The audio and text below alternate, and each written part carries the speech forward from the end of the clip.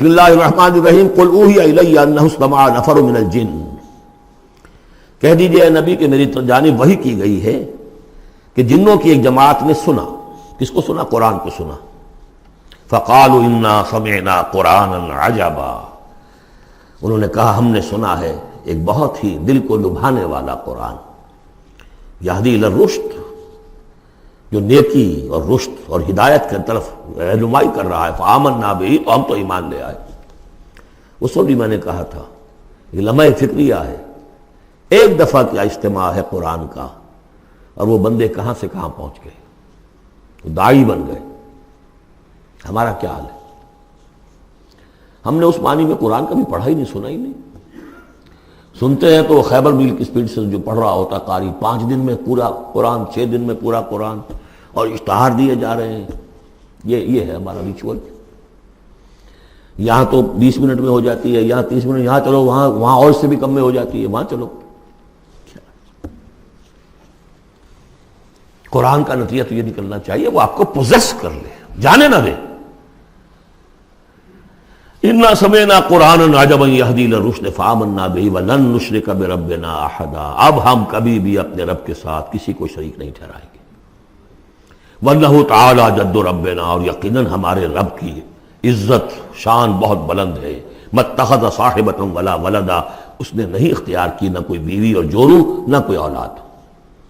وانہ کان یقول سفیہنا علی اللہ شططا، اور یقیناً ہمارا جو بے وقوف ہے بڑا، مراد یہاں پہ ہے وہی عزازیل، ابلیس، لعین، وہ چونکہ ہمارا ذرا بڑا بڑگر ہے، تو وہ جو کچھ کہتا رہا ہے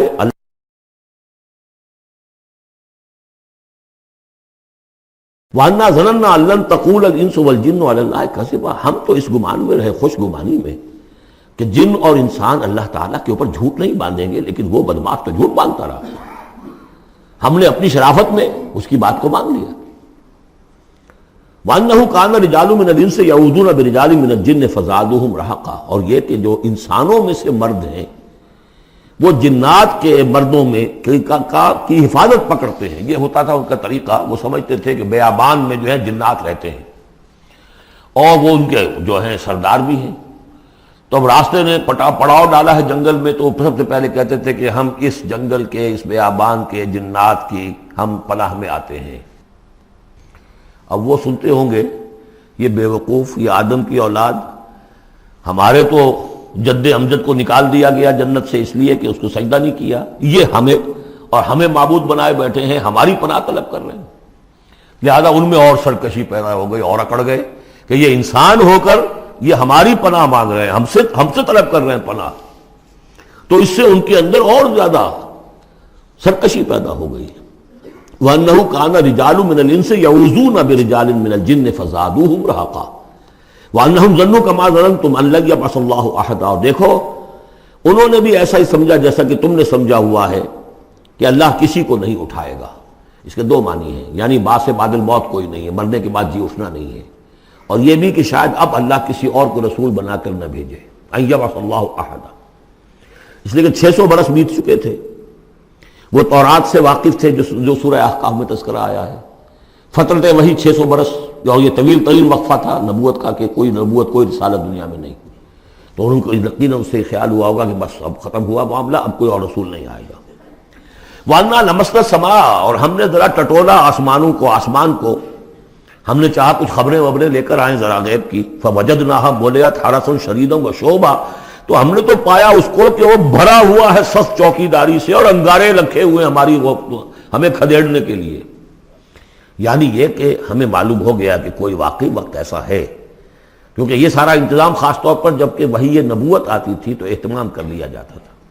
عام حالات میں کوئی بات نہیں، روح اتر رہے ہیں فرشتے، اور یہ جو ہیں یہ آگ سے بنے ہیں، وہ نوری ہیں، یہ ناری ہیں، کچھ نہ کچھ ان سے یارانہ گانٹھ کے کچھ نہ کچھ ان سے لے لیتے تھے، یا یہ کہ اچک لیا، من استرق سرقۃ، کسی نے کوئی چیز جو ہے کہیں سے لے لی۔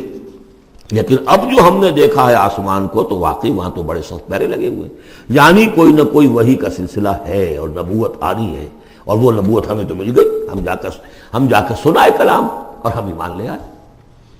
وَأَنَّا لَمَسْنَا السَّمَاءَ فَوَجَدْنَاهَا مُلِئَتْ حَرَسًا شَدِيدًا وَشُهُبًا وَأَنَّا كُنَّا نَقْعُدُ مِنْهَا مَقَاعِدَ لِلسَّمْعِ، اور ہم وہاں بیٹھا کرتے تھے وہاں پہ گھاٹ میں بیٹھا کرتے تھے کچھ سنگل لینے کے لیے، مقاعد، مقعد بیٹھنے کی جگہ، مورچہ جہاں پہ بیٹھا جائے، ہم وہاں پر اپنے ٹھکانوں میں بیٹھا کرتے تھے۔ فمن یستمع الان، لیکن اب اگر کسی نے کچھ سننے کی کوشش کی، یجد لہ شہابا رصدا، وہ پائے گا اپنے واسطے ایک انگارہ گھات میں، میزائل پیچھا کرے گا اس کا۔ وَأَنَّا لَا نَدْرِي أَشَرٌّ أُرِيدَ بِمَنْ فِي الْأَرْضِ أَمْ أَرَادَ بِهِمْ رَبُّهُمْ رَشَدًا۔ معلوم ہوتا بہت بڑے عالم تھے یہ، تورات کے جاننے والے، انہوں نے ایک ایسی عظیم بات کہی ہے یہ، ہمیں یہ معلوم نہیں کہ آیا زمین میں بسنے والے ان انسانوں کی کوئی شامت آ گئی ہے یا اللہ نے ان کے لیے کسی بھلائی کا ارادہ کیا ہے۔ رسالت آئے گی تو دو ہی نتیجے ہیں، یا تو کوئی عذاب آنے والا ہے اب، اس لیے کہ وما كنا معذبین حتی نبعث رسولا، یا تو کوئی بہت بڑے پیمانے پر انسانوں کی شامت آنے والی ہے، جیسے قوم نوح، قوم ہود، قوم صالح کا حشر ہوا تھا، وہ ویسا ہی حشر ہونے والا ہے۔ اللہ لا نظری، ہم نہیں جانتے، اشر ارید بمن فی الارض، زمین والوں کے لیے کسی شر کا فیصلہ کیا گیا ہے، ام اراد بہم ربہم رشدا، یا ان کے لیے ان کے رب نے بھلائی کا، خیر کا ارادہ کیا ہے۔ ظاہر بات ہے نبوت اور رسالت محمدی خیر پر منتج ہوئی۔ وَأَنَّا مِنَّا الصَّالِحُونَ وَمِنَّا دُونَ ذَلِكَ، اور دیکھو ہمارے اندر نیک بھی ہیں، جنات نیک بھی رہے ہیں، اور دوسری طرح کے بھی ہیں، بد نہیں کہا، یہ ہے حکمت تبلیغ، بروں کو بھی برا نہ کہو، ہاں دوسری قسم کے بھی ہیں، نیک بھی ہے اور دوسری قسم کے بھی ہیں۔ کُنَّا طَرَائِقَ قِدَدًا، ہم تھے مختلف راستوں پر جو کہ ایک دوسرے سے پھٹے ہوئے تھے۔ یہ قددا جو آیا تھا نا، قدت قمیصہ، پھٹ جانا قمیص کا۔ وَأَنَّا ظَنَنَّا أَن لَّن نُعْجِزَ اللَّهَ فِي الْأَرْضِ وَلَن نُعْجِزَهُ هَرَبًا، اور ہم نے یہ جان لیا کہ ہم اللہ کو عاجز نہیں کر سکتے، ہرا نہیں سکتے، نہ زمین میں بھاگ کر، اور ہم کہیں بھاگ کر اور زمین میں اللہ کو شکست نہیں دے سکتے، اس کی پکڑ سے نکل نہیں سکتے۔ وَأَنَّا لَمَّا سَمِعْنَا الْهُدَىٰ آمَنَّا بِهِ، اور ہم نے تو جب وہ ہدایت سنی، الہدا سنا، اس کی استماع ہم نے کیا، ہم تو اس پر ایمان لے آئے۔ فَمَن يُؤْمِن بِرَبِّهِ فَلَا يَخَافُ بَخْسًا وَلَا رَهَقًا، تو جو کوئی بھی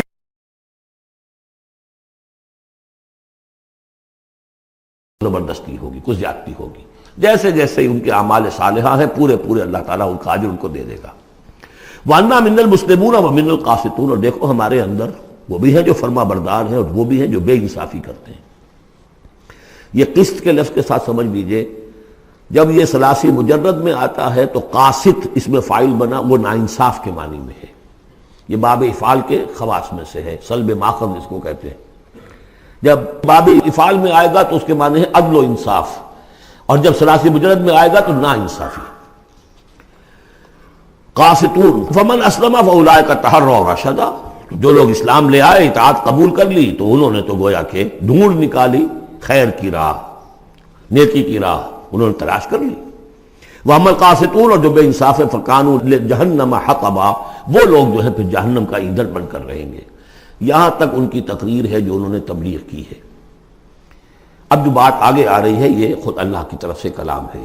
أَن لَوِ اسْتَقَامُوا عَلَى الطَّرِيقَةِ لَأَسْقَيْنَاهُم مَّاءً غَدَقًا، اور یہ کہ یہ اگر لوگ اپنے اس طریقے پر جو طریقہ انبیاء کا تھا، جو آدم نے دیا تھا، جو نوح نے دیا تھا، یہ چلتے رہتے تو ہم انہیں خوب پلاتے، پانی بھر بھر کر خوب سیراب کرتے ان کو۔ یہاں لفظ طریقت آیا ہے قرآن میں، شریعت، طریقت۔ ثم جعلناک علی شریعت من الامر، شریعت اور یہ طریقت، دونوں کا مفہوم ایک ہے، طریقہ اور شریعت، لیکن یہ کہ اس کا استعمال ہو رہا ہے کہ شریعت سے مراد لی جاتی ہے جو دین کا قانون ہے، اس کے ظاہری پہلو، قانونی پہلو، اور طریقت اسی کے باطنی پہلو کا نام ہے، کہ ایک نماز ہے، وضو کیسے کرو گے، کیا فرائض ہیں، کیا نوافل ہیں، کیا کام رہ گیا تو وضو نہیں ہوا، یہ شریعت بتائے گی، یہ آپ کو فقیہ بتائیں گے، یہ آپ کو مفتی حضرات بتائیں گے۔ لیکن نماز کی اصل روح تو ہے خشوع اور خضوع، حضور قلب، یہ پھر طریقت کی طرف منتقل کر دیا گیا، بدقسمتی سے پھر ان کو پھاڑ دیا گیا، وہ علیحدہ علیحدہ ہو گئے۔ یہ سب چیزیں یکجا ہونی چاہیے تھی۔ اور جو ہمارے اولین صوفیاء ہیں وہ بہت بڑے عالم بھی تھے، ایسے نہیں تھے کہ صرف صوفی تھے، وہ بہت بڑے مفتی بھی ہوتے تھے، بلکہ اولین کیا، اس دور میں بھی جو میں نے آپ کو بتایا تھا کہ قاضی صلاح اللہ پانی پتی رحمۃ اللہ علیہ، وہ مفتی بھی ہیں، مفسر بھی ہیں، محدث بھی ہیں، اور بہت بڑے مرشد بھی ہیں، میرزا مظہر جانے جانا شہید کے خلیفہ ہیں، اور یہ سب شیخ احمد سرہندی رحمۃ اللہ علیہ کا جو سلسلہ ہے، سلسلہ مجددیہ نقشبندیہ، اس کے بزرگ ہیں، وہ ہیں وہ جامع و صفات لوگ۔ لنفتنہم فیہ، اور یہ بھی جو ہم کو پانی پلاتے اور سیراب کرتے، یہ بھی اس لیے تاکہ ان کو اور جانچے اور پرکھے اور امتحان لیں۔ ایک امتحان غربت میں ہے، ایک امتحان کمنگری میں ہے، ایک امتحان فاقے میں ہو رہا ہے، ایک امتحان ہو رہا ہے کہ کثرت سے ہم نے دے رکھا ہے۔ وَمَن يُعْرِضْ عَن ذِكْرِ رَبِّهِ، اور جو کوئی بھی اعراض کرے گا اپنے رب کے ذکر سے، يَسْلُكْهُ عَذَابًا صَعَدًا، تو وہ چلے گا، وہ ڈال دے گا اس کو چڑھتے عذاب میں، اللہ تعالیٰ ایسے عذاب میں صعدا، جس کی شدت بڑھتی چلی جائے گی۔ وَأَنَّ الْمَسَاجِدَ لِلَّهِ فَلَا تَدْعُوا مَعَ اللَّهِ أَحَدًا، اور دیکھو مسجدیں اللہ کے لیے ہیں۔ مسجد سے مراد مسجد سجدے کی جگہ بھی ہے، اور مسجد سے مراد سجدے کے یہ اعضاء بھی ہیں، یہ پیشانی اور یہ ناک اور یہ ہاتھ اور یہ پاؤں، ایڑیاں، وہ پنجے، یہ سارے جو ہیں یہ سجدے کے جو جسم کے حصے ہیں۔ یہ مسجدیں بھی اور سجدے کی جگہ بھی للہ ہے، سب اللہ کی ملکیت ہے۔ فلا تدعوا مع اللہ احد، اللہ کے ساتھ کسی اور الہ کو مت پکارو۔ وَأَنَّهُ لَمَّا قَامَ عَبْدُ اللَّهِ يَدْعُوهُ كَانُوا يَكُونُونَ عَلَيْهِ لِبَدًا، اور یہ اب یہاں پھر قول آ گیا ہے انہی کا جنات کا، کہ جب وہ عبداللہ کو ہم نے دیکھا، وہ کھڑا تھا، وہ قرآن پڑھ رہا تھا، وہ نماز پڑھا رہا تھا، لما قام عبداللہ یدعوہ، اسے پکار رہا تھا اللہ کو، اللہ کا بندہ، قالوا یکونون علیہ لبدا، وہ تو ایسے ہو رہے تھے سننے والے گویا کہ اس کے اوپر ٹھٹ کے ٹھٹ جمع ہو جائیں گے وہاں پر، لیکن یہ کہ وہ ایمان نہیں لا رہے تھے۔ قل انما ادعو ربی، کہہ دیجئے اے نبی صلی اللہ علیہ وسلم، دیکھو میں پکارتا ہوں اپنے رب کو، ولا اشرک بہ احدا، اس کے سوا میں کسی اور کو شریک کرنے کے لیے تیار نہیں۔ قل انی لا املک لکم ضرا ولا رشدا، کہہ دیجئے مجھے کوئی اختیار حاصل نہیں ہے تمہارے لیے، نہ کسی نقصان کا اور نہ کسی راہ پر لانے کا، میں تمہیں ہدایت نہیں دے سکتا۔ وہ آیت یاد کر دیجئے، انک لا تہدی من احببت ولکن اللہ یہدی من یشاء، اے نبی آپ ہدایت نہیں دے سکتے جسے بھی چاہیں، وہ تو اللہ ہی ہدایت دیتا ہے جس کو چاہتا ہے۔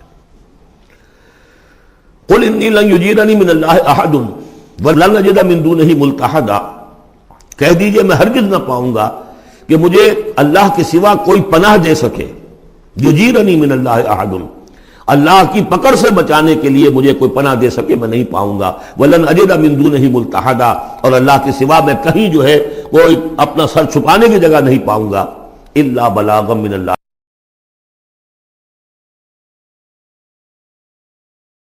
فریضہ سر انجام دوں، اگر میں نے یہ کام نہیں کیا تو میں پکڑا جاؤں گا۔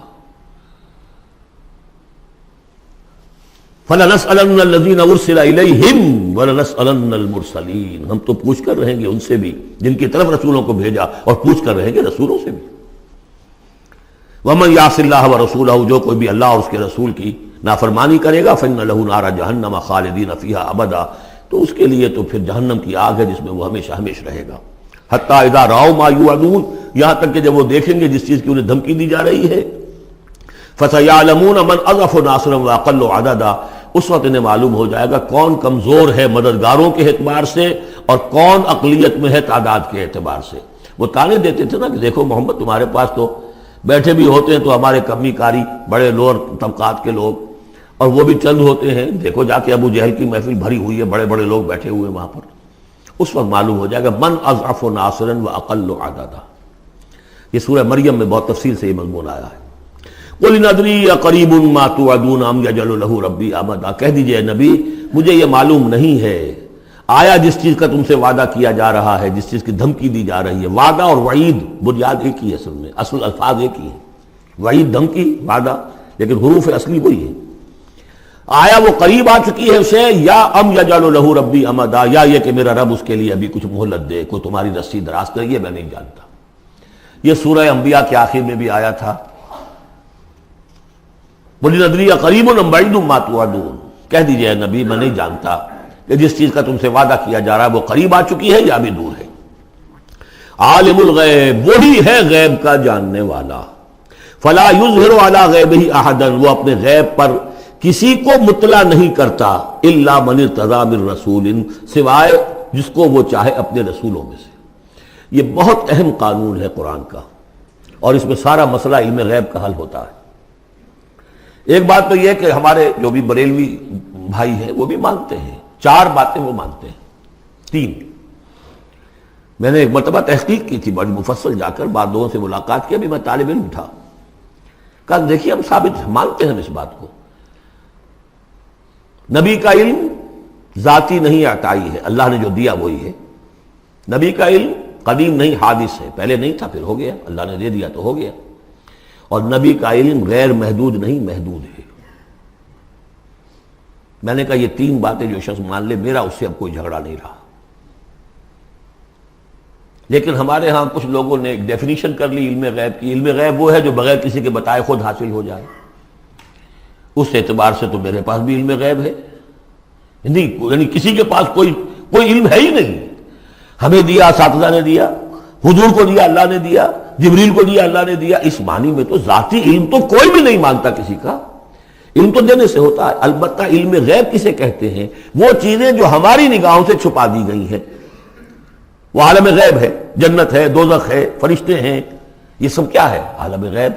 تو نبیوں کو تو کچھ نہ کچھ حصہ اس کا دکھایا جاتا ہے تو نبی بنتے ہیں نا، ورنہ میرے اور نبی میں فرق کیا ہوا پھر؟ اگر میرا بھی علم وہی ہوتا ان السمع والبصر والفؤاد، تو میرے علم میں اور حضور کا بھی علم یہی ہوتا تو فرق کیا ہوا؟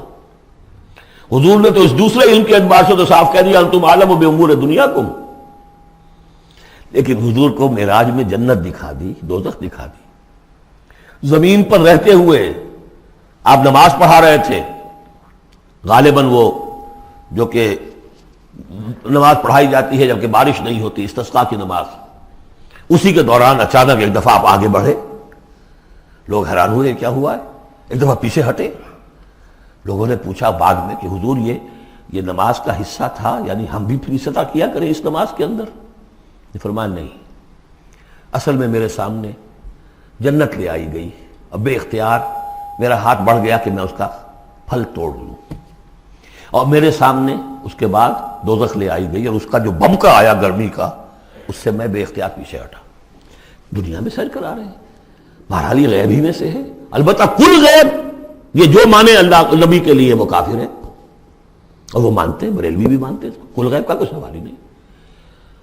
نبی کا علم محدود ہے، نبی کا علم حادث ہے، نبی کا علم عطائی ہے۔ تین باتیں مان لیجئے، باقی نبی کا علم کتنا تھا کتنا نہیں تھا یہ میں کون ہوں ناپنے والا، اور آپ کون ہیں ناپنے والے؟ دیا اللہ نے جو دیا، بتایا جو بتایا، اللہ اللہ اور خیر صلی اللہ۔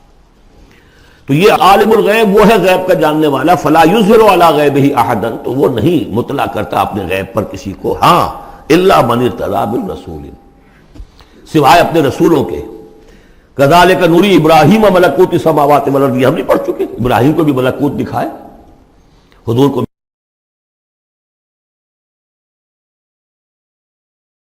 من بین یدیہ ومن خلفہ رصدا، جس کو رسول بناتا ہے، غیب کی خبریں دیتا ہے، پھر اس کے آگے اور پیچھے وہ اپنے باڈی گارڈ رکھتا ہے، چوکیدار رکھتا ہے۔ یسلک من بین یدیہ، اس کے سامنے بھی، ومن خلفہ، پیچھے سے بھی چوکیدار، حفاظت کرنے والے۔ لیعلم ان قد ابلغوا رسالات ربہم، تاکہ یہ بات بالکل واضح ہو جائے کہ انہوں نے واقعتاً اپنے رب کے پیغامات پہنچانے کا حق ادا کر دیا۔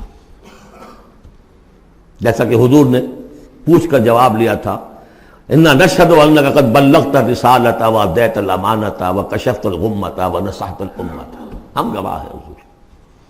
واحاط بما لدیہم، اور اللہ تعالیٰ جو کچھ ان کے پاس ہے سامنے سب کا احاطہ کیے ہوئے ہے۔ واحصا کل شیء عددا، اور ہر شے کی اس کی جو انوینٹری ہے وہ بڑی مکمل ہے، کوئی چیز وہاں سے غائب ہونے والی نہیں ہے، ہر ایک کا عدد کے ساتھ حساب کتاب کا اس نے رکھا ہوا ہے۔ ان کی چوکھٹے ہوتوں کا ساتھ بھی پڑا سجے تار ہے، ان کی چوکھٹے ہوتوں کا ساتھ بھی پڑا سجے تار ہے، ان کی چوکھٹے ہوتوں کا ساتھ بھی پڑا سجتا ہے، در بڑا ہو